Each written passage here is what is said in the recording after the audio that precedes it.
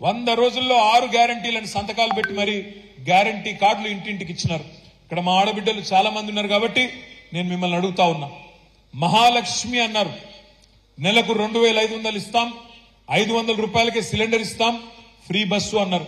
ఈ free bus అని పెట్టినరు. ఆ బస్సులలో ఎట్లా కొట్లాడుకుంటున్నారో మా ఆడబిడ్డలు నాకంటే బాగా మీరే చూస్తా ఉన్నారు. జుట్లు పట్టుకొని కొట్లాడుకుంటున్నారు, యుద్ధాలు చేస్తున్నారు. అందులోకెళ్ళి ఆ బస్సు ఎక్కనికే, బస్సు లోపలికి ఎక్కనికే ఆ బస్సు డ్రైవర్ సీట్లకి వెళ్ళిపోతున్నారు, కిటికీలకి వెళ్ళిపోతున్నారు. ఒకలతో ఒకరు ఇవాళ చెప్పులు తీసుకొని కొట్టుకునే పరిస్థితి, జుట్లు పట్టుకుని కొట్టుకునే పరిస్థితి ఇవాళ దిక్కుమాలిన ఫ్రీ బస్ అని పెట్టి దానివల్ల తీసుకొచ్చినారు. తాకట్టులో ఉన్న బంగారాన్ని విడిపించి ఆ రోజు ఆన్లైన్ రేటుకే మేము కొంటాం. Sharma gold company. Free bus మంచిదే, నేను కాదంటలేను. కానీ బస్సుల సంఖ్య పెంచండి, పెంచి అందరికి సీట్లు వచ్చేటట్టు చేయండి. ఇటు మగవాళ్ళేమో పాపం మేము పైసలు పెట్టుకుంటున్నాం టికెట్లు, మాకు సీట్లు లేవని మగవాళ్ళు బాధపడుతున్నారు. ఆడబిడ్డలేమో బస్సులు తక్కువైనాయి, మాకేం మా పరిస్థితి ఏంది, మేము కొట్టుకునే పరిస్థితి వచ్చిందని ఆడబిడ్డలు బాధపడుతున్నారు.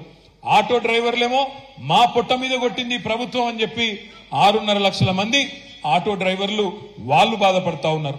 నేను ఎందుకంటున్నా ఇదంతా అంటే, ఒక పథకం పెడితే ఆలోచించి ముందు వెనుక చూసుకొని సరిగ్గా ఉందా లేదా వ్యవస్థ చూసుకొని సక్రమంగా పెట్టాలి తప్ప ఏదో చేసినామంటే చేసినామనే దానికి ఆగమాగం పెట్టినామంటే పెట్టినాం వెంటనే బిల్డప్ కోసం పెడితే దానివల్ల వచ్చే దుష్పరిణామాలు ఇట్లా ఉంటాయి. రాహుల్ గాంధీ గారు భారత్ జోడో యాత్ర అని బయలుదేరింది అక్కడ మణిపూర్ లో.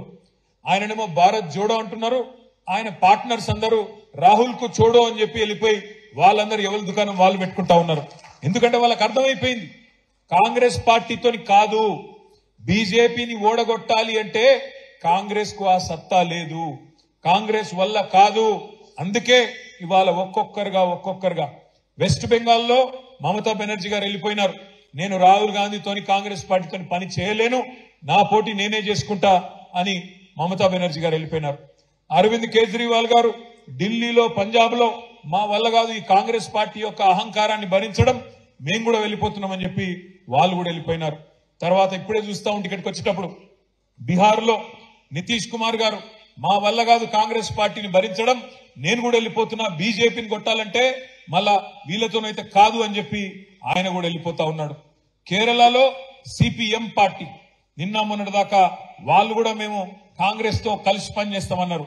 వాళ్ళు కూడా ఏమంటున్నారు, ఇప్పుడు రాహుల్ గాంధీతోని కాంగ్రెస్ పార్టీతోని కలిసి పని చేయలేము అని చెప్పి వాళ్ళు కూడా వెళ్ళిపోతా ఉన్నారు. అందుకే ఇవాళ మనం ఈ దేశంలో, ఈ రాష్ట్రంలో ఉండే ప్రజలందరికీ మనం చెప్పాల్సింది ఒకటే, బీజేపీని ఆపాలంటే, మోడీని ఎదుర్కోవాలంటే కాంగ్రెస్ పార్టీతోని, రాహుల్ గాంధీతోని కాదు. ఎవరి వల్ల అవుతుంది అంటే ప్రాంతీయంగా బలమైన నాయకులుగా ఉన్న ఒక కేసీఆర్ వల్ల, ఒక మమతా బెనర్జీ వల్ల, ఒక అరవింద్ కేజ్రీవాల్ వల్ల, ఒక పినరాయి విజయన్ లాంటి నాయకుడు ఎవరి రాష్ట్రాల్లో వాళ్ళు అక్కడ గెలుచుకోగలిగితే అట్లయితేనే బీజేపీ నిలువరించగలుగుతాం తప్ప లేకపోతే మాత్రం కాంగ్రెస్ పార్టీని నమ్ముకొని ఇవాళ ఈ దేశంలో రాజకీయం చేయాలని ఎవరైనా అనుకుంటే కుక్కతోక పట్టుకొని గోదావరి ఇదినట్టే అనే మాట కూడా ఈ సందర్భంగా నేను మీకు విజ్ఞప్తి చేస్తా ఉన్నా.